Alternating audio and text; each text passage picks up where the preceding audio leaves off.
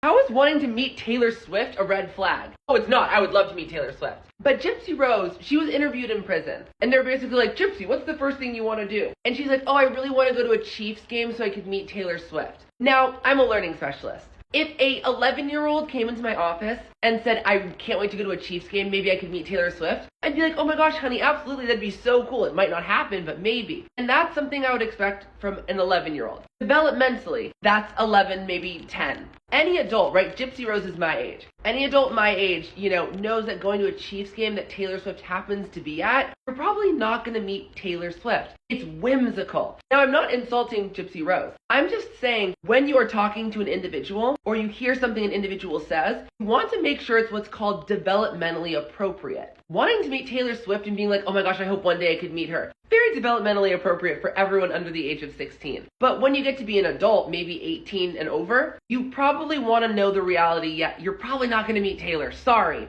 It is, I hope I didn't just break your reality. And so when I heard Gypsyrose being like, I want to meet Taylor Swift by just going to a Chiefs game, I was like, oh, this is bad.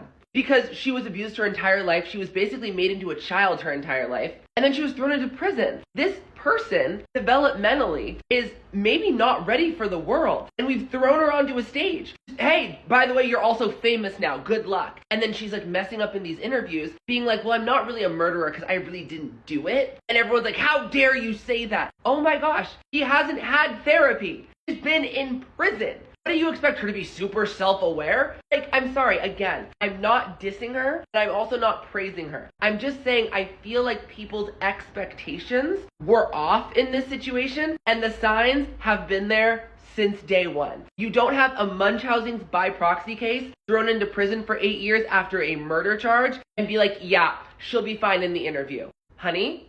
Really? No. I hope this helps.